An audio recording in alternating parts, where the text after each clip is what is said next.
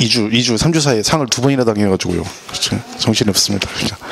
저도 그렇고, 저 와이프도 뭐 정신 없습니다. 그죠? 그러다 보니까 와이프가 한 달, 2주 동안에 직장을 거의 안 나갔죠. 계속 공부해가지고 상담하고 뭐 그래가지고.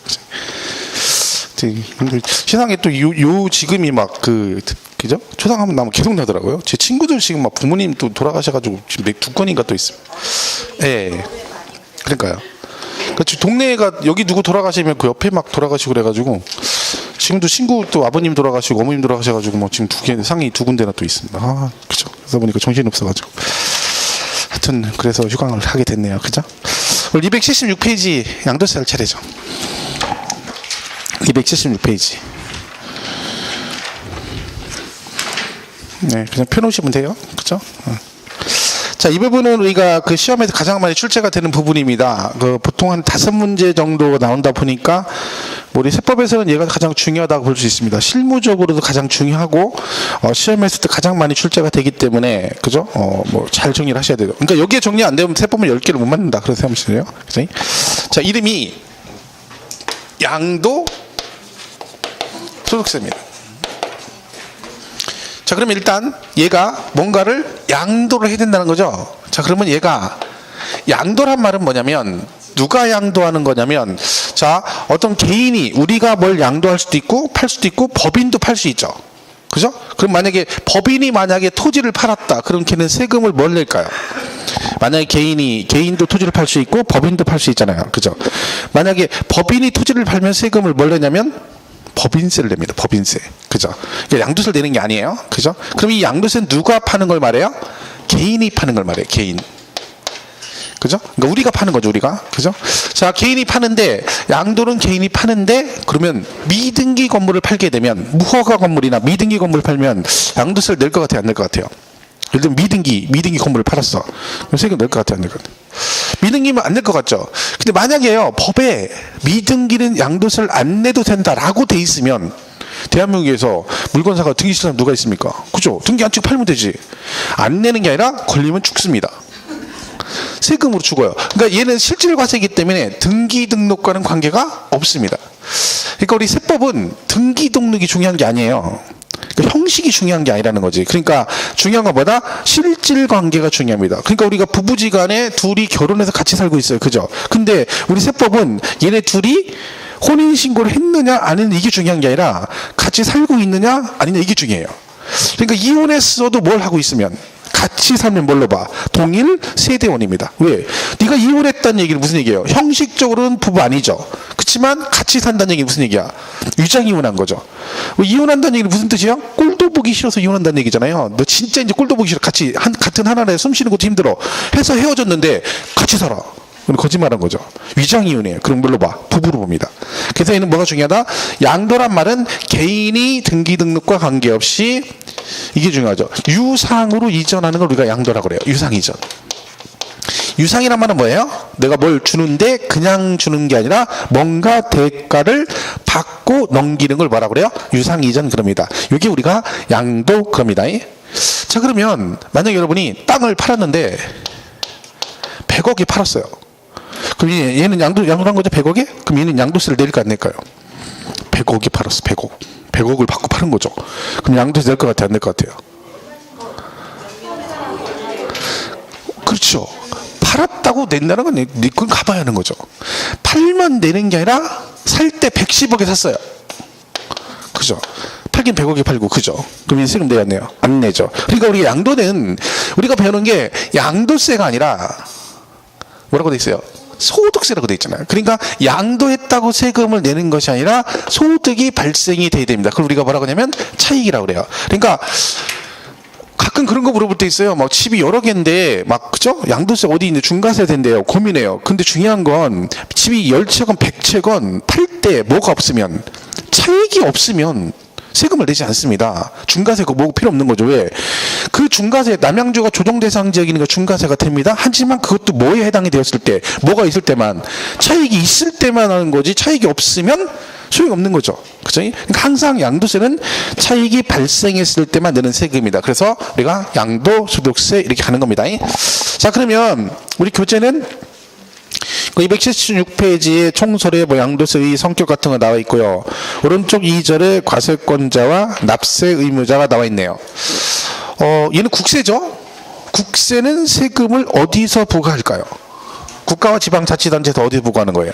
국가가 하는 거죠. 그럼 우리가 국세를 담당하는 기관은 어디라 겠죠?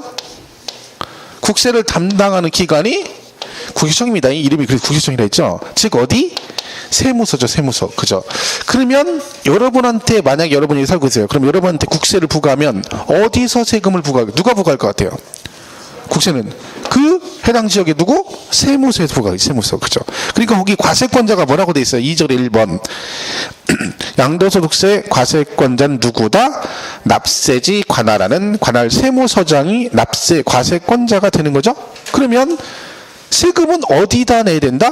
그럼 그 납세지는 어디예요? 납세지 관할 때 납세지는? 자, 우리가 이 국세는 사람 중심이라 해서 물건 중심이라 했어요. 사람 중심이다, 물건 중심이다. 얘는 지방세는 물건 중심이고요. 국세는 사람 중심이에요.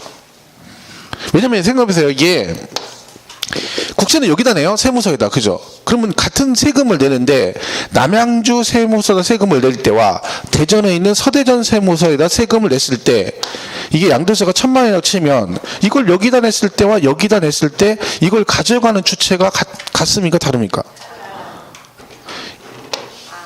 이 세금을 여기 남양주 세무서다 내면 남양주 세무서에서 가져가고 여기 서대전 세무서에서 가져갑니까? 아니죠. 둘 다 누가 가져가? 국세청 치고 어디? 국가에서 가져가죠. 왜? 국가는 전국을 대상으로 하잖아요. 그죠? 그러니까 이 국세는 전국 어디 세무서다 세금을 내든 가져가는 건 다 누구다? 국가에서 가져가요. 이 말은 무슨 뜻이에요? 국세는 여기다 내나 저기다 내나 똑같다는 얘기지. 그러니까 세금을 어디다 내라? 네가 내기 편한 데다 내란 얘기지. 그럼 내가 내기 편한 데가 내가 살고 있는 데겠어요? 물건이 있는 데겠어요? 누구 살고 있는 데지. 그래서 국세는 다 어디로 가요? 그 사람의 주소지 관할 세무서가 되는 거예요. 주소지 관할. 그러니까 여러분이 남양주에 주소가 되어 있으니까 세금은 어디다 내야 된다? 주소지 남양주 세무서가 여러분 납세지가 된다. 그래서 이번에 양도소득세 납세지는 원칙적으로 뭐라고 돼 있어요? 양도자의 주소지죠. 그러면 세금을 어디다 내라는 거야? 양도자의 주소지 관할 세무서에다 내란 얘기죠. 그래서 국세는 다 기본적으로 어디다 세금을 낸다? 그 사람의 주소지 관할 세무서가 납세지가 된다 그런 얘기죠.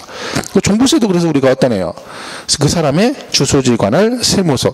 만약에 여러분이 혹시나 종부세를 지난주까지 해서 냈다 그러면 여기다 냈겠죠. 남양주 세무서에다. 그죠? 그리고 고지서도 거기서 나왔겠지. 왜? 여러분 주소가 어디로 되어 있으니까? 남양주로 되어 있으니까. 그죠? 그 얘기입니다. 국세는 뭐 그렇게 보시면 되고. 그다음에 납세 의무자는 뭐 거주자, 비거주자 나오는데 그럼 뭐 지금 이것도 뒤에 계속 나오는 얘기니까 한번 보겠습니다. 자, 거주자, 비거주자 이렇게 돼 있어요. 이 거주자란 말이 뭐냐? 가끔 이거 물어보면 이렇게 대답하는 분이 있어요. 이걸 그대로 해석하면 뭐라고 해석이 돼요? 그 집에 살고 있는 사람, 얘는 살고 있지 않은 사람, 이렇게 해석을 할 수 있는데 그 얘기는 아니고요. 우리 세법에서 거주자는 그 뜻이 아니라 뭐라고 했어요? 우리나라에 주소가 있으면 거주자입니다. 아니면 주소는 없지만 일과세 기간 중, 즉 1년 중 183일 이상 거소를 둔 자. 그러니까 주소는 없는데 그 사람이 우리나라에서 1년 중에 며칠 183일 이상을 한국에 체류할 만한 뭐 그런 체류를 한다든가 체류할 만한 직업을 가지고 있다고 되면 얘는 뭐다? 주소가 없어도 뭘로 보겠다? 거주자로 보겠다. 날짜가 183일이죠. 1년 365일인데 반절이면 182.5일이거든요. 그죠? 그러니까 반 이상은 있어야 된다는 얘기죠. 반 올림해가지고 183일 이상 있으면 된다. 얘가 거주자예요. 비거주자는 주소도 없고 아무것도 없는 사람을 말해요.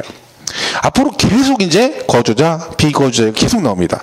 그럼 그때 의미가 이런 의미다. 그럼 둘의 차이는 뭐냐? 거주자는 우리나라에서 발생한 소득과 외국에서 발생한 소득을 다 세금을 내야 되고, 비거주자는 우리나라에서 발생된 소득만 세금을 낸다 이렇게 되는 거죠. 그러니까 만약에 여러분은 거주자 맞죠?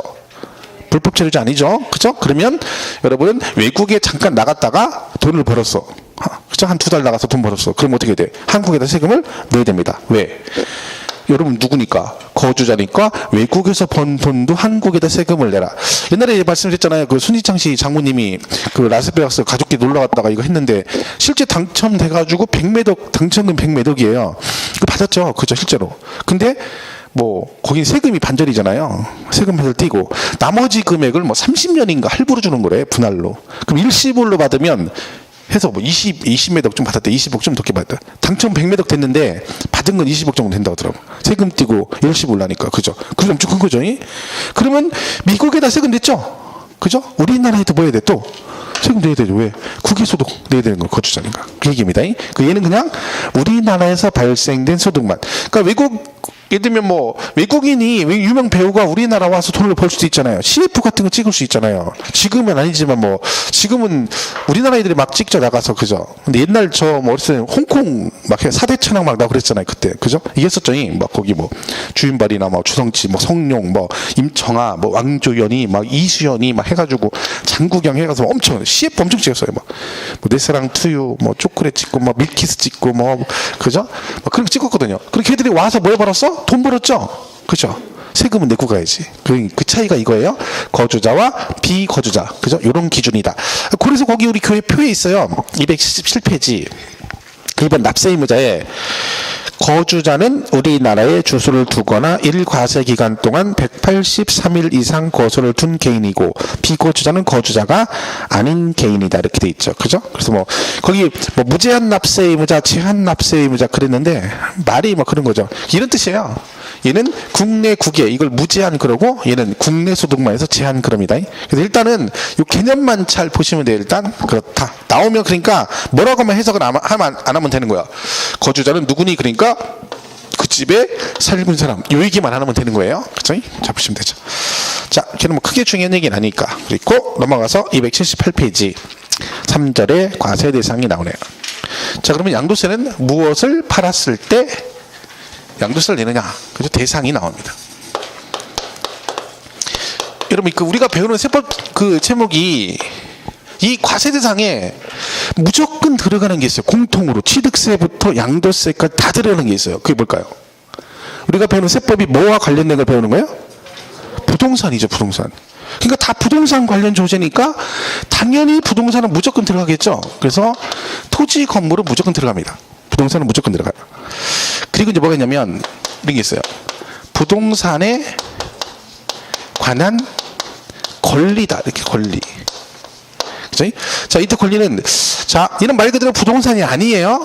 부동산을 관한 권리예요. 자, 권리 중에 남의 부동산을 내 것처럼 이용할 수 있는 권리가 있는데 그 중에 뭐가 있냐면 지상권이 있어요. 지상권. 그럼 지상권이 뭔지 아시나요? 그 얘기예요. 대충 얘기하시면 제가 알아들어요. 그죠? 애가 옹알이를 막 엄마가 알아듣죠? 엄마가 그죠? 그 똑같은 거예요. 제가 여러분 이제 뭔 얘기하는지 알고 있어요. 그죠? 그 얘기 그거예요. 걔가 얘죠. 그죠? 지상권. 그러니까 이거는 타인의 토지를 내 것처럼 이용할 수가 있죠. 그러니까 내 건 아닌데 이게 설정이 되면 어떻게 돼요? 이 계약 기간 동안은 내 것처럼 사용할 수가 있죠. 그죠? 그러니까 이런 것들을 뭐다? 팔면 얘도 뭐가 된다? 양도세 대상이 될 수 있고 그다음에 전세권이 있죠. 전세권. 전세는 들어가시면 내 집은 아니지만 이 계약 기간 동안 뭐예요? 내 것처럼 사용할 수 있고 제3자의 대항도 할 수 있죠. 그러니까 이런 것들은 내 부동산은 아니지만 남의 거지만 내가 이용할 수 있는 권리다. 그런 얘기죠. 그래서 여기서 또 하나가 뭐가 있냐면 부동산 임차권이라는 게 있어요. 부동산 임차권. 그럼 임차권은 우리 민법 배우시면 물권 채권이 나와요. 물권 채권. 그죠? 얘는 물권이거든요. 근데 얘는 채권이에요. 채권은 물권에 대항을 못해요. 그러니까 내가 이 임차권을 가지고 있다고 해서 그 해당 부동산을 내가 뭐한다? 제3자에 대항하거나 물권에 대항을 못하죠. 그러니까 이거를 팔면 안 되는 거예요. 왜? 내가 이걸 가지고 팔았는데 이걸 샀어. 내가 돈 주고. 근데 여기 대항을 못해. 물권에. 그런 의미가 없는 거죠. 그래서 얘는 뭐다? 등기를 해야 돼요. 그래서 앞에 뭐라고 붙어있냐면 등기된 부동산 임차권 그래요. 이거 되게 중요한 얘기죠. 이 과세 대상의 시험이 짝수 짝수 24, 26, 28 이런 식으로 나왔어요. 짝수에 2년 걸쳐서 한 번씩 나왔거든요. 그러면 작년에 나왔고 올해 안 나왔고 여러분 30회니까 뭐 원래 그 출대로 간다고 하면 내년에 나올 확률이 높은데 얘는 나왔다 그러면 그냥 주워 먹기 문제예요. 그러니까 서비스 문제죠. 서비스 문제. 왜? 거의 답이 정해져 있어요. 얘가 연장 나올 때 20 이렇게 두 번 나왔잖아요. 2년 간격으로. 그 두 번 다 정답이 있어요. 그 이게 두 개 중에 하나예요. 등기된 부동산 임차권이죠. 근데 얘는 만약에 얘가 그냥 지상권, 전세권, 부동산 임차권은 양도세 과세 대상에서 그러면 땡 틀립니다. 왜? 얘는 뭐가 들어가야 돼? 등기. 그러니까 채권이기 때문에 뭘 해라? 등기에서 얘를 물권화 시킨다 그래요. 원래 얘는 뭐랑 관계없다 했어. 등기 등록과 관계없다 했잖아요. 근데 얘는 왜 등기를 해야 돼요? 채권이라 등기를 해야 된다 그 얘기죠. 그래서 이게 뭐 시험에 거의 뭐 나온다 봐야죠. 10번 중에 뭐 그죠? 나오면 반 이상 이하고 있어 두 개 중에 하나가 답이 나오기 때문에 이것 때문에 틀린 일은 없죠. 나오면 무조건 맞추는 거예요. 그죠? 그리고 이제 뭐가 있냐면 부동산을 취득할 수 있는 권리라고 그래요. 이는 뭐예요? 부동산을 뭐 한다고요? 취득할 수 있는 권리. 그러니까 권리인데 지금은 부동산이 아닌데 뭘 할 수 있다는 거야. 끝까지 가면 그 부동산을 취득할 수 있으면 그 권리를 팔면 너도 뭐 해라? 양도세를 내라. 그 요 개념만 잘 보세요. 자, 예를 들면 토지, 상환, 채권 이런 게 있어요. 이런 거 외우는 거 아니에요. 그냥 듣기만 하세요. 채권이죠. 권리잖아요. 그죠? 그럼 얘는 이걸 팔면 양도세 과세의 대상이 될까 안 될까요? 이걸 해석해봐. 이게 무슨 뜻이에요? 이거 해석하면 무슨 얘기 이게? 지금은 채권을 가지고 있는데 공사 끝나면 어떻게 한다는 거야? 토지로 뭐 한다는 거야? 바꿔준다는 얘기잖아요. 채권인데 공사 끝나고 이거 갖고 오면 내가 토지로 뭐 해주겠다? 바꿔주겠다는 얘기지. 그럼 이거 끝까지 가면 뭘 받을 수 있다는 거야? 토지를 취득할 수 있잖아요. 그럼 이게 뭐야? 부동산을 취득할 수 있는 권리죠. 그죠? 얘는 팔면 뭘 해야 돼? 양도세 과세 대상이 되는 겁니다. 이건 아시죠? 분양권은 뭐예요? 권리죠. 이거 팔면 양도세 내야 안 내요? 우리 부동산 투기할 때 기분이 북부인들의 기분이 이건데 북부인 기분이 뭐예요? 투기할 때 이거잖아요. 분양권 전매. 이거 전매하는 거 아니야? 이거 전매. 그래서 여러분 여기서 분양권 남양주는 그래서 조정 대상 지역이기 때문에 저 분양권을 팔게 되면 양도세 세율이 50%인 거예요. 원래는 보유기간으로 가는데 이게 투기의 대표적인 거거든요. 왜? 이게 전매가 허용되면 어떤 뜻이에요? 한 번 가지고 있다가 계속 막 분양권 하나 가지고 계속 넘기는 거잖아요. 넘기면서 뭐야 피붙고 해가지고 나중에 막 5천만 원짜리가 막 1억 2억 가고 그러는 거 아니겠어요. 그러니까 투기는 다 이걸로 하는 거. 이걸로 분양권 중개업자도 이걸로 돈 버는 거고. 할 때 왜 분양권 전매할 때 옆에서 중개하면 양쪽이 할 때마다 양타로 해서 돈 100만 원씩 받으면 하나 가지고 10번도 넘기거든요. 그죠? 이게 분양권이 뭐예요? 권리잖아요. 근데 이거 가지고 있으면 어떻게 돼? 끝까지 가면 아파트 취득할 수 있죠. 그러니까 얘가 뭐야? 부동산을 취득하는. 그래서 얘가 이걸 전매하면 양도세를 내는 거예요. 이게. 그죠? 그런 개념이라는 얘기죠. 하나만 더 해볼까요? 이거 들어보셨나요?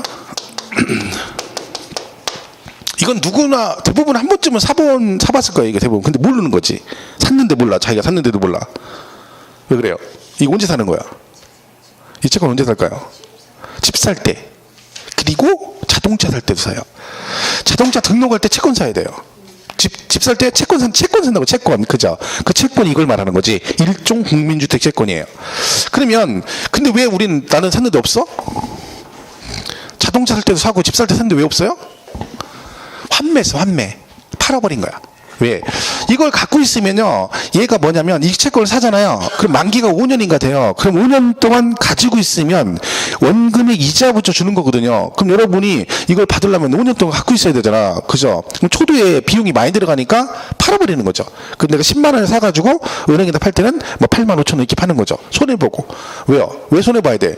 은행은 이걸 사가지고 걔네가 만기 때까지 가지고 가는 거잖아요. 그러니까 우리가 다 환매를 해버리기 때문에 모르는 거예요. 사긴 사는데. 자동차 할 때 사고 다 사는 거죠. 그러면 이거 갖고 있으면 나중에 국민주택 줍니까? 말도 안 얘기지, 그죠? 이거는 이걸 사면 얘들이 기금을 마련해가지고 그 기금으로 국민주택을 짓는 거죠, 걔네가. 그죠? 그래가지고 그거를 쌍방에 임대하는 거죠. 그러니까 기금을 마련할 때는 거지. 이걸 갖고 있다고 국민주택 채권을 국민주택을 주는 건 아니죠. 그럼 얘는 부동산을 취득하는 권리가 아니네. 그죠? 그럼 대상이 된다, 안 된다? 안 된다. 개념이 그렇다는 거예요. 이걸 외우라는 게 아니라. 그죠? 안 외워도 돼요. 그죠? 그리고. 나머지 이제, 여기 이제, 그 다음 세 번째가 뭐 기타 자산 같은 게 있습니다. 기타 자산 네 가지가 있는데 우리 두 개만 배웁니다. 여기 중에서 뭐가 있냐면 영업권이 있는데 이게 있어요. 사업용 이런 거 적지 마세요. 책에 다 있는 거니까 함께 양도하는 영업권 이렇게 됐어요. 영업권 그러면 좀 그렇죠? 권리금 아시죠? 권리금. 이 권리금이라고 생각하면 돼요. 자, 권리금도 양도세 대상이 될 수 있습니다. 자, 근데 여기서 중요한 단어가 뭐냐면 뭘까요? 이게 중요해요.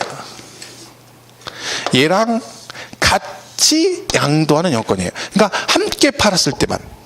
함께. 그러니까 영업권을 단독으로 양도하면 대상이 될 수 있다 없다? 없다. 그러니까 뭐랑 같이? 사업용 고정자산과 함께 투게더가 뭐예요? 아이스크림 이름이죠. 아이스크림. 걔가 아이스크림 이름을 왜 투게더라고 줬을까요? 같이 먹으라는 거죠. 근데 어떻게 먹어? 혼자 먹잖아. 혼자 막 이만한 걸 혼자 갖다 놓고 거기서는 플라스틱 숟가락으로 안 되니까 성이 안 차니까 밥 숟가락으로 막 그걸 퍼서 싹싹 긁어 먹고 나서 뭐라 그래요? 난 먹은 것도 없는데 살쪄서 미치겠어. 막 이렇게 얘기하는 거죠. 그죠? 그래서 그런 거예요. 왜? 한 명 먹을 두 명이 두 개 혼자 먹었으니까 두 병 먹을 혼자 먹었으니까 그만큼 더 살이 찌는 거지. 그죠? 그리고 먹은 게 없대. 맨날. 거짓말하는 거죠. 세상에 진짜 거짓말 못하는 게 그거예요. 나는 숨만 쉬어도 살찐대. 말도 안 되는 소리 하지 마세요. 먹으니까 찌는 거야. 굶으면 무조건 빠지게 돼 있어. 대한민국 사람. 모든 인간들이. 그죠? 먹으니까 찌는 거야. 그죠? 근데 여러분은 다 빼고 다른 거 먹는 거로 생각 안 하죠. 그죠? 그럼 맨날 앉아가지고 간식 뭐 과자 먹고 뭐 먹고 막 저게 지금 얼마나 열량이 높은 건데. 그리고 점심 때 입맛 없어서 밥 안 먹는데. 그래서 나 밥도 조금밖에 안 먹는데 왜 이렇게 살찌는지 모르겠어. 밥만 먹으면 살 안 쪄요. 밥만 먹으면. 그 외적인 걸 먹은 그런 거야. 그게 내가 낱말할 때는 아니죠, 제가. 그죠? 그래서 이게 중요한 거예요. 함께가 중요해. 그 시험에 뭐라 그러나? 얘하고 얘 두 개 중에, 그러니까 10번 얘가 나오잖아요. 그럼 그 중에 9번 정도는 얘하고 얘가 정답이에요. 그러니까 영어권 아니면 임차권이 무조건 정답인 거죠. 이게 뭐라고 나오겠어요, 얘는요? 틀리게 나오려면. 영어권을 단독으로 양도하는 경우는 양도세 과세 대상 이렇게 나오겠죠. 그럼 땡, 틀렸다. 그죠? 그 조금만 잘 보시면 돼요. 그리고 여기에 이제 뭐 특정 시설물, 뭐 이용권, 회원권 이런 게 있어요.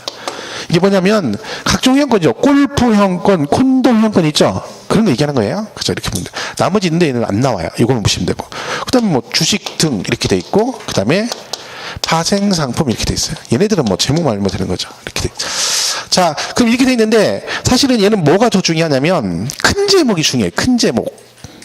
자, 토지, 건물, 부동산에 관한 권리, 기타 자산 이렇게 가고요. 그다음에 주식 등 그리고 이렇게 돼 있어요. 그래서 이렇게 묶어요.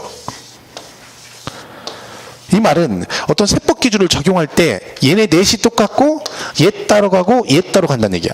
그러니까 각자 구분된다는 거죠. 근데 파생 상품은 뭐 시험에 안 나옵니다. 이거는 그냥 제목이 그렇다는 거지. 왜? 선물 옵션 우리 중개사 관계 없고요. 주식도 안 물어봅니다. 근데 주가 되는 건 이제 이 구분을 하셔야 될 게 뭐냐면 보통 이렇게 두 개 있죠. 이렇게 두 개. 토지, 건물, 부동산에 관한 권리, 기타 자산. 요 넷이 같이 가고 주식 따로 간다겠죠. 그 뒤에 가면 이렇게 되게 많이 나와요.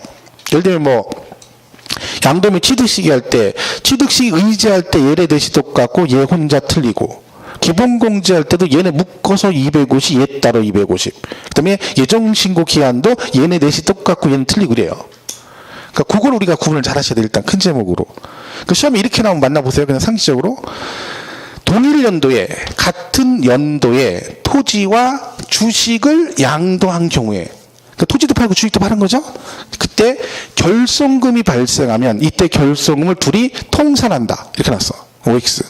통산이 뭐예요? 둘이 합한다는 얘기죠. 자, 맞다 틀리다. 무조건 틀려요. 뭔지 모르지만 틀려. 왜? 이렇게는 없어. 그죠? 얘네 그룹이 다르죠. 그러니까 얘하고 뭘 합하 이런 건 없는 거야. 무슨 말인지 이해가시죠? 얘는 얘끼리 가는 거야. 실제 시험에 이렇게 나왔죠. 동일 연도에 토지와 주식을 양도한 경우에 결손금이 발생하면 통산한다. 땡 틀린 거죠. 그런 개념이에요. 그러니까 항상 이렇게 구분이 된다는 거 정도 알고 가면 돼요. 이건 앞으로 뭐 엄청 많이 합니다. 그죠? 제가 말했죠. 지금 이거를 듣고 저 구분에 토건, 부기, 주식 이렇게 하지 마세요. 그럼 스트레스 받는다겠죠. 욕심부리면 안 돼요. 처음부터 막 무리해가지고 나는 오늘 이만큼 공부했으니까 이만큼 알고 할 거야. 그런 욕심을 부리는 순간 무조건 실망하게 돼 있어요. 그죠? 아예 욕심을 버리고 내려놓고 가만히 앉아있어. 그냥 들어. 듣다 그냥 나는 오늘 가서 그냥 열심히 듣기만 할 거야. 그러고 가는 거죠. 근데 집에 갔더니 뭐가 하나 생각이 났어. 그럼 괜히 뿌듯하거든요. 근데 올 때 나는 이거 한 70%는 이해하고 갈 거야. 내 기억하고 할 거야.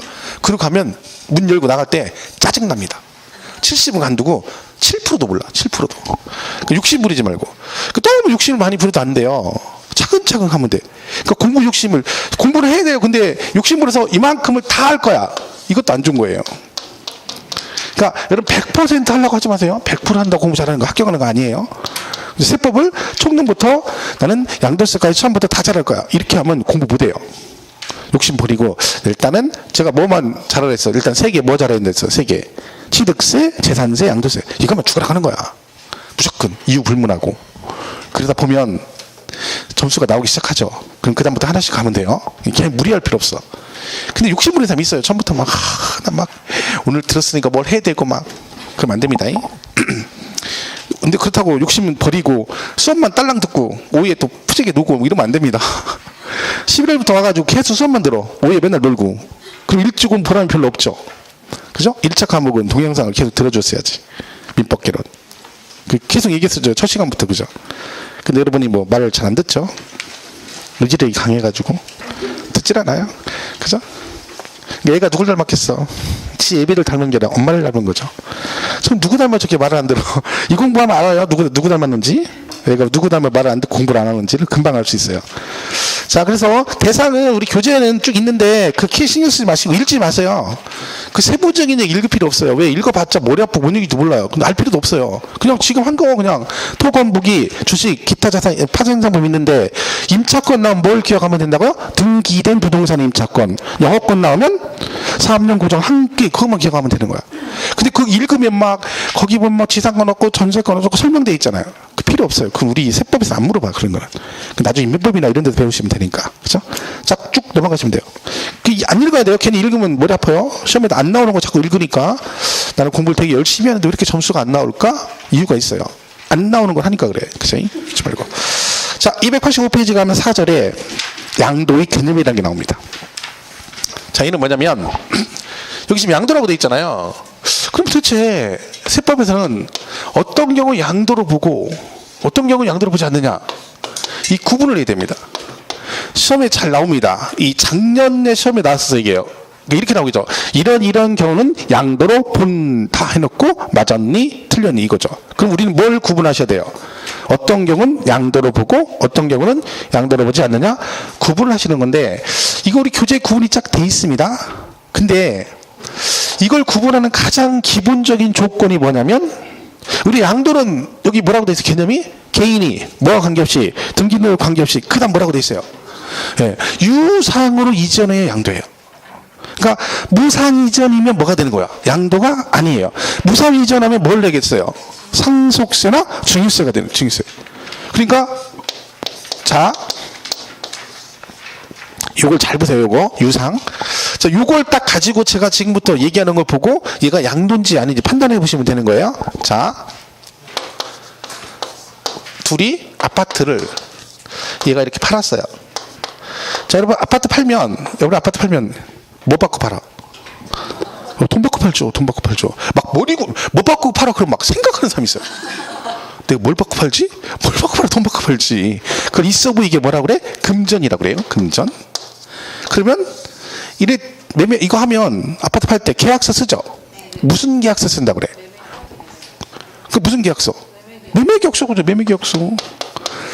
제가 계속 얘기하잖아요. 머리 굴리면 틀린다니까. 그 매매 계약서지. 그거 물어보는 거예요. 그 다른 거 안 물어보고. 그죠? 매매 계약서. 이걸 뭐 한다고 그래? 매매한다고 그래. 매매. 자, 그러면 매매했죠. 자, 얘가 지금 아파트를 지금 누가 양도한 거예요? 갑이 양도한 거죠. 팔았죠. 근데 그냥 안 주고 뭘 받았어? 돈 받았네요. 자, 그럼 대가를 받았네. 그러니까 우리가 유상의 대표적인 게 돈 받고 파는 거죠. 그러니까 얘는 대가를 받고 넘겼으니까 뭐다? 양도입니다. 그럼 얘가 파는 거죠. 그럼 얘가 매도를 한 거고 얘는 매수한 거잖아요. 그죠? 그러니까 매도, 갑 입장에서 양도가 되는 거죠. 얘는 뭐 한 거예요? 그러면 을은 매수 즉 뭐 한 거예요? 취득한 거죠. 이게 당연한 얘기 아니겠어요? 매매라는 건 거래하는 거죠. 거래는 사고 파는 거예요.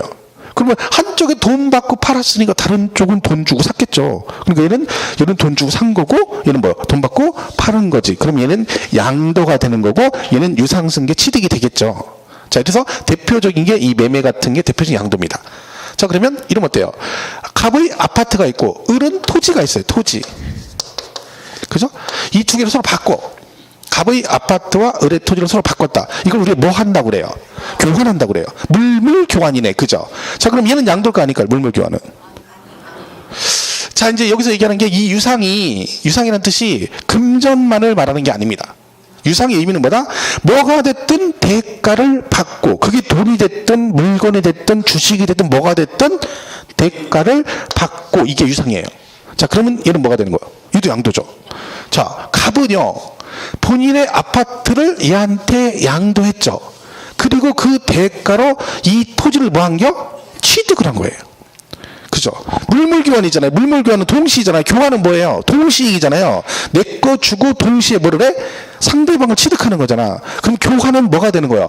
양쪽 다 취득과 동시에 뭐에 해당된다? 양도에 들어가는 거죠. 얘는 아파트를 양도하고 동시에 대가로 토지를 취득했고, 얘는 토지를 양도하고 그 대가로 뭐 아파트를 취득한 거잖아요. 그죠? 물물교환 동시니까 주고받는 거니까 교환은 양 당사자 동시에 뭐가 된다?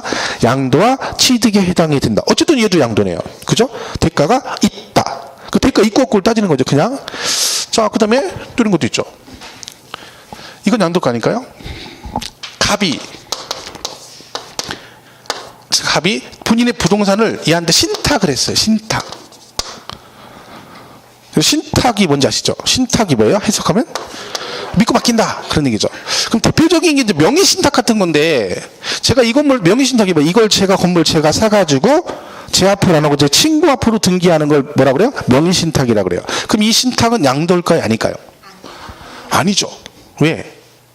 대가가 없잖아요. 제가 친구한테 이걸 내가 사가지고 친구한테 파는 게 아니잖아요. 그냥 뭐만 걔가 내 대신 명의만 해주는 거지 내가 걔한테 뭘 주고받고 한 게 없잖아요. 그죠? 그러니까 대가가 있어 없어? 없어. 그러니까 신탁 자체는 대가가 없기 때문에 양도에 해당될 수가 없다. 그럼 얘는 양도가 아닌 거죠. 그죠?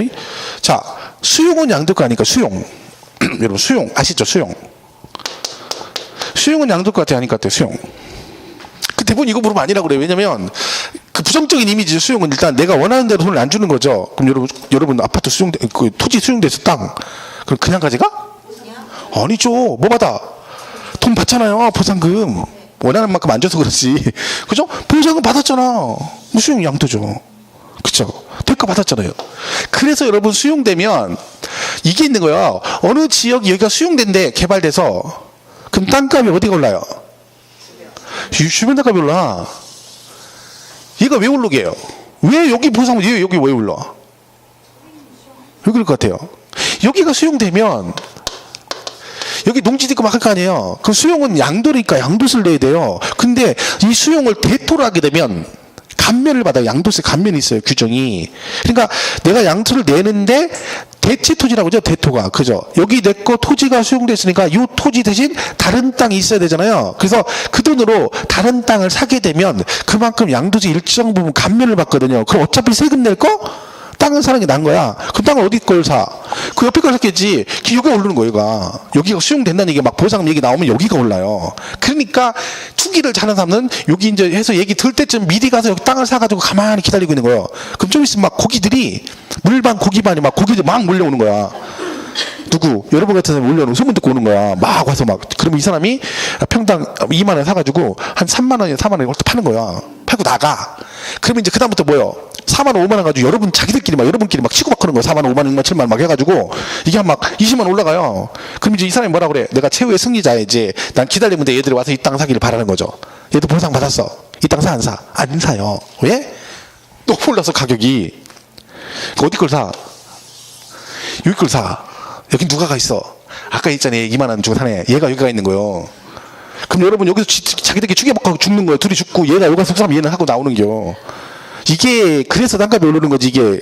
그리고 개발 저기도 있는 거죠. 왜? 이쪽 이만큼이 개발이 되면 나중에 개발은 어디게 되겠어요? 그 확장을 하면 그 옆에 게 확장이 되겠죠. 옛날에 무식하게 처음에 초창기 때 그런 말이 있어요. 부동산에 네가 투자하려면 장기 투자하려면 어디를 해라?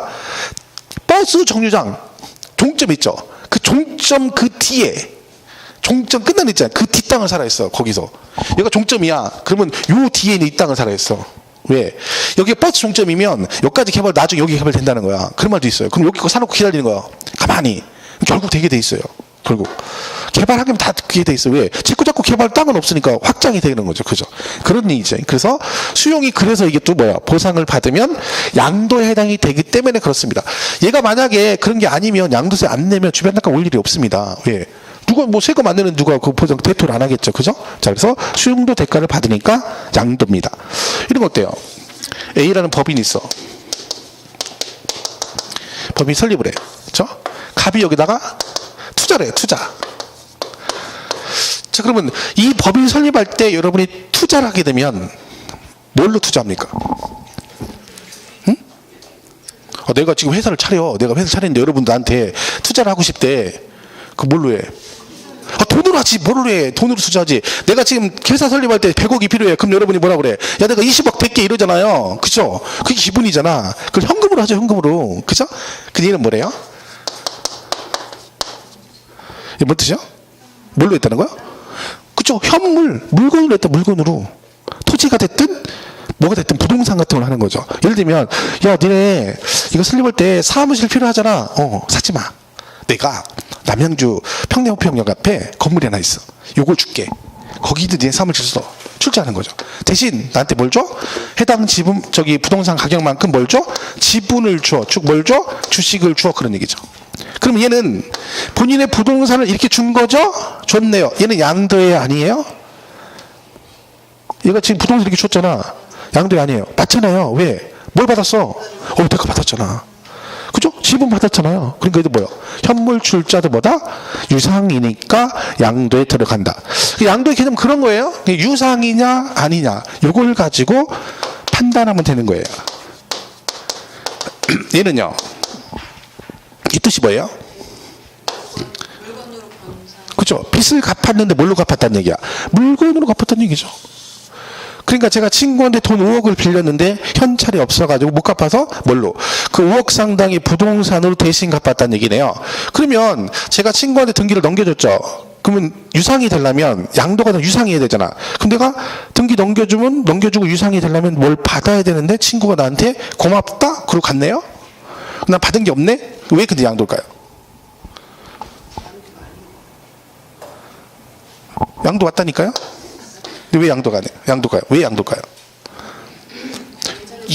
얘한테 줄 채무가 뭐가 됐어? 변제가 됐잖아요. 걔한테 5억을 갚아야 되잖아. 근데 뭘로 갚았어?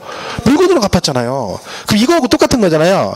제가 그 5억짜리 부동산을 다른 사람한테 돈을 5억을 받고 팔아가지고 빚을 갚은 거하고 똑같은 케이스잖아. 그래서 세법에서는 물건으로 직접 갚아도 뭘로 보겠다? 양도로 보겠다. 그 얘기죠.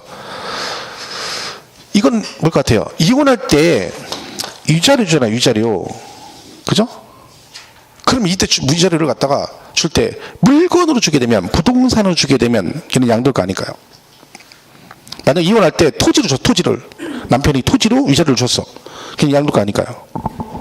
얘도 양도예요. 위자료 주는 것도 양도예요. 부동산 주면. 근데 대한민국 사람 중에 세법을 안 배웠는데 이혼할 때 위자료 주면 얘가 양도라고 해서 아는 사람 별로 없죠. 그죠? 누가 그 생각을 하겠어요? 그냥 내가 위자료 준 건데 양도세 신고한 한 명도 없겠죠. 거의. 그죠? 나중에 어떤 문제가 발생해? 줬는데 나중에 시간 흐르고 나서 국세청에서 압류 같은 게 들어올 수가 있어요. 실제로 있어요. 그런 사유가.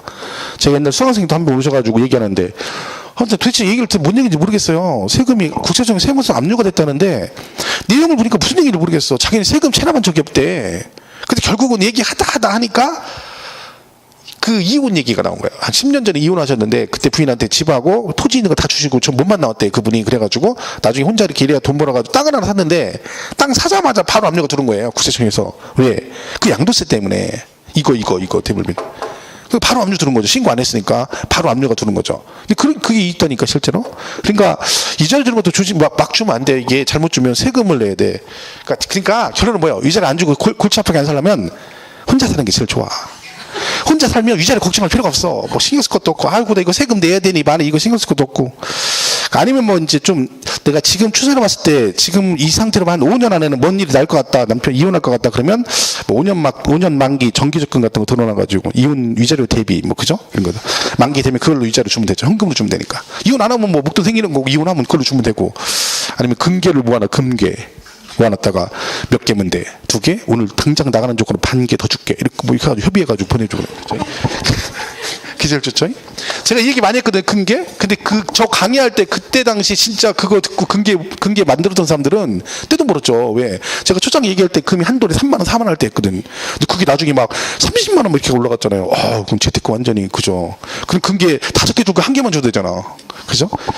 말을 잘 들어야 되니까. 그죠? 자, 그래서 위자료도 뭐다? 대물변제에 들어간다. 이런 게 다 뭐다? 양도다. 그러니까 기본 개념 유상이다. 그죠? 그걸 이해를 하시면 돼요. 그래서 285페이지에 양도에 의해서 양도의 개념이 나오죠. 1번 양도의 개념. 양도란 이렇게 되냐. 자산에 대한 등기 또는 등록에 관계없이 그죠. 매도 교환. 법인에 대한 현물 출자 등을 통해서 그 자산을 유상으로 사실상 이전하는 것을 뭐라고 한다? 양도를 한다. 그런 얘기죠. 그래서 뭐 그런 얘기가 있습니다. 그래서 뭐 양도 조건 같은 거 지금 볼 거 없어요. 그죠? 지금 얘기 설명한 얘기니까. 286페이지 가면 3번에 양도로 보는 경우에 나와 있죠. 제목만 나와 있죠? 매도, 교환, 법인의 현물 출자, 대물 변제, 물납. 그죠? 그러면 이거 보세요. 하나 더 물어볼까요? 여러분 아파트 10억짜리를 가지고 있는데 얘가 경매가 됐어요. 경매가 들어왔어. 10억짜리 아파트가. 그죠? 5억에 낙찰됐어요. 10억짜리가 경매대로 5억에 낙찰됐어. 얘는 양도가 아닐까요? 여러분 아파트 10억짜리 아파트가 경매가 들어가서 불행하게도 경매대로 낙찰이 됐는데 5억 원에 낙찰됐어요. 그럼 얘는 양도에 아니에요. 그러니까 제가 말했죠. 여기서 그걸 개입하면 안 된다니까. 지금 경매 짜증나. 경매도 10억에 5억에 그 생각하면 안 되는 그 얘기가 아니잖아. 이게 중요하다니까. 양도는 이게 중요하다 했잖아. 양도 맞죠? 왜? 5억 받았잖아요. 그 뭐라 그래? 야 나 받은 거 없어. 안 받았지. 왜? 다 이제 저기 해가지고 배당돼가지고. 근데 어쨌든 5억에 낙찰됐다는 건 내게 5억에 팔은 거죠. 그래서 다 배당한 거지. 받았죠. 양도 맞죠. 근데 세금은 낼 수도 있고 안 낼 수도 있죠. 왜?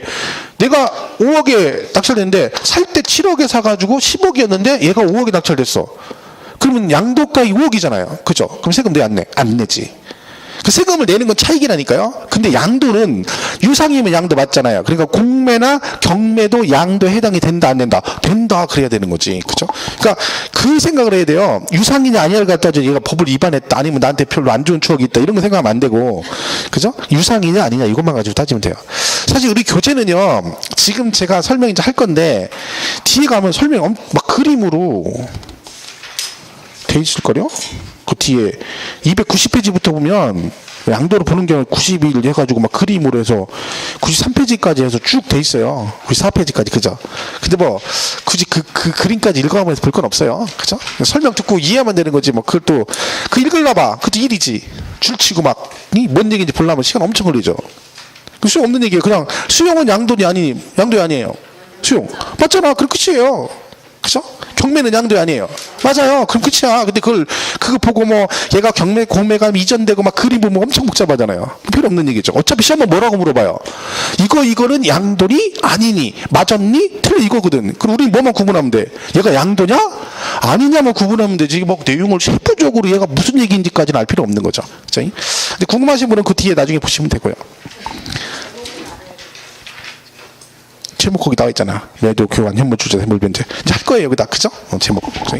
자, 그래서 그러면 여기서 대표적인 양도에 해당되는 게 지금 말한 대로 매도 뭐 이런 게 있죠. 교환, 그다음에 현물 출자 이런 게 있는 거죠. 현물 출자, 그다음에 대물 변제 이런 게 있어요. 대물 변제. 그다음에 뭐 수용도 양도고. 근데 이거는 외우려고 하지 마세요. 외우려고 하지 말고 그냥 읽으면서 대가가 있다 없다로 개념을 이해하시면 나중에 글씨 보고 잘 헷갈리면 그냥 뭐만 생각하면 돼. 얘가 대가가 있나 없나. 이것만 구분하시면 일단 큰 제목은 큰 그 틀은 잡을 수 있죠. 그리고 여기 이제 뭐가 있냐면 이런 게 있어요. 부담부정이라는 게 나와요. 부담부정이요. 여기 이제 조금 중요하죠. 아까 양도 아닌 거 대표적인 뭐 있어요. 신탁은 양도 아니라 했잖아요. 그죠? 왜? 그러면 신탁법상 신탁도 있고 명의신탁도 있어요. 근데 명의신탁은 실명적 위반하는 거거든요. 그죠? 원래 실명적 위반한 거잖아. 근데 여기서 법을 위반했냐 이게 중요한 게 아니라 뭐가 중요하다고요? 대가가 있니 없니가 중요한 거예요. 그러니까 신탁은 전부 다 뭐다?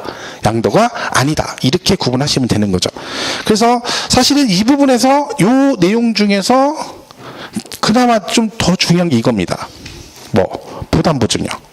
이건 우리가 이제 실제로도 뭐 이렇게 좀 뭐 하시는 분들은 세금 줄이려고 부담보증 같은 거 많이 한다고 하거든요. 그죠? 그게 그 286페이지 3번에 2번에 부담부 증여란 말이 나와 있어요. 이 개념은 좀 중요하죠. 왜냐면 부담부 증여 이렇게 되죠. 자, 제목만 일단 볼게요. 얘는 증여한 거예요, 양도한 거예요? 이게 딱 중요했다고 대놓고 써 있죠? 증여라고. 증여는 뭐예요? 공짜로 주는 거죠. 그죠? 근데 뭐가 붙었어요? 부자 이게 뭐예요? 이런 거죠. 그냥 안 준다는 거지. 내가 이걸 너한테 공짜로 주겠다. 그래 얼른 가져가려 했더니 손을 툭 잡더니 뭐라고? 대신 조건이 있어. 그래요. 그냥 줄 리가 없지? 그런 거죠. 그게 뭐니? 그랬더니 네가 내 대신 뭔가를 부담해라. 그럼 이 부담하는 조건부로 내가 너한테 이걸 공짜로 주겠다. 이걸 뭐라 그래요? 부담부 증여 그럽니다. 그걸 부담부 증여라는 거죠. 그래서 이걸 이제 이런 얘기예요. 이렇게 10억짜리 건물이 있다. 근데 이걸 갑이 을한테 뭘 해줘? 증여를 해준다 그런 얘기죠. 근데 조건을 걸었다는 얘기죠. 그 조건이 뭐니? 그랬더니 여기에 은행빚이 있대요. 3억 원이. 자, 그럼 이 3억은 누구의 채무입니까? 갑을 중에? 그죠? 갑의 채무죠. 이 건물이 갑 거니까. 그죠? 그럼 갑이 얘한테 지금 증여한대요. 그럼 얘를 우리가 이제 증여자라 하고 을을 뭐라 그래요? 수중자라 하죠. 수중자라. 그죠? 이렇게 되는 거죠. 을은 이렇게 되는 거죠. 그럼 얘가 주면서 이 3억이 얘 건데 지금 갑이 뭐라고 하고 있는 을한테? 내가 10억짜리를 너한테 공짜로 줄 텐데 대신 조건이 있다. 뭐가? 이 3억을 뭐해라? 을 네가 내 대신 갚아라. 즉 떠안아라. 그 조건부로 주는 걸 뭐라 그래요? 부담부 증여 그래요. 이거 받아야 돼 말아야 돼? 그래요? 야 됐어. 사람이 주려면 깔끔하게 줘. 사람이 깔끔하게 줘야지. 뭐 꺼죽잖아요. 10억인데 야 3억 있는데 네가 네 갚는 조건을 야 됐어 안 받아. 이러시면 안 되는 거죠. 왜? 받아야죠. 왜? 이거 말고도 실력이 남죠. 받아야 되는 거지. 자, 그러면 이런 식으로 부담부증을 하게 되면 그럼 세법은 어떻게 보느냐 그런 얘기죠. 자, 갑이 표면상으로 을로부터 돈 받은 게 있습니까? 없습니까? 없죠. 그것도 받은 거 돈 다 준 거잖아. 근데 내막을 보면 요 3억은 원래 얘 건데 얘한테 떠넘겼잖아요. 그러면 이 말은 갑이 을로부터 3억을 받아가지고 은행빚을 갚은 거 똑같은 케이스가 된 거지. 그죠? 그러니까 이만큼은 그냥 준 게 아니라 돈 받고 파는 걸로 보겠다는 거야. 그럼 증여로 본다는 거야? 양도로 본다는 거야? 양도로 보겠다는 거죠. 그 얘기죠. 그리고 나머지 얼마? 7억. 이것만 뭘로 보겠다? 얘만 증여로 보겠다. 그런 게. 이게 부담부 증여입니다. 그래서 그 채무 부담분을 뭘로 본다? 증여가 아니라 전체 증여 가액 중 채무 부담분은 뭘로 보겠다? 양도로 보겠다. 그런 얘기고 나머지 부분은 뭘로 본다? 증여로 본다. 이게 부담부 증여입니다. 그러니까 이걸 하는 이유가 자 10억을 전체 증여했을 때와 이렇게 부담부 증여했을 때 세금이 어느 게 더 많이 나오느냐? 일반적으로 얘가 더 많이 나옵니다. 10억 전체를 증여했을 때가 세금이 더 많이 나와요. 일반적으로. 왜냐면 이만큼은 얘는 10억을 증여하지만 얘는 7억만 증여고 3억은 뭐예요? 양도세를 내는 거잖아요. 그죠? 양도세율이 얘보다 좀 낮거든 일반적으로. 물론 따져보긴 하지만 일반적으로 그렇다는 거죠. 증여세 세율이 굉장히 높습니다. 기본이 10%부터 시작하죠. 그래서 50%가 됐어요. 10, 20, 30, 40, 55단계로 돼 있는데 그 증여 가액이 30억을 초과하잖아요. 그럼 초과되는 금액이 50%가 세금입니다. 그럼 만약에 100억을 증여받으면 일단 70억은 반절 세금 내는 거 35억 세금 내고 30억까지 10억 얼마가 또 나와요. 그러면 거의 반 가까이 세금 내는 거죠. 상속세 똑같아요.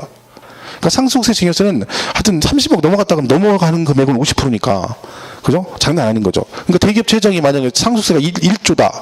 상속 재산이 1조다. 그럼 세금 얼마 내는 거야? 거의 5천억 가까이 되는 거야, 세금으로. 그럼 만약에 그렇게 되면 실제 그 세금을 다 낸다 쳐봐요. 그러면 대기업체 회장이 죽어서 한 3대만 내려가면 걔는 그지 되는 거지. 왜? 한 번 넘어갈 때마다 세산이 반씩 주는 거 아니에요? 그지 거의. 그렇게 되면 그러니까 세금을 이렇게 안 내는 거지. 그렇게 되겠어요? 말이 되는 거지. 이건 회장이 지금 뭐 재산이 뭐 장난 아닌데 드러난 것만 몇 조인데 그죠? 그러면 한 5조라고 쳐봐 5조. 이 세금을 그럼 2조 5천을 내요? 안 내. 2조 5천을 내. 말도 안 되는 얘기지. 한 몇천억 내겠지 몇천억. 그죠?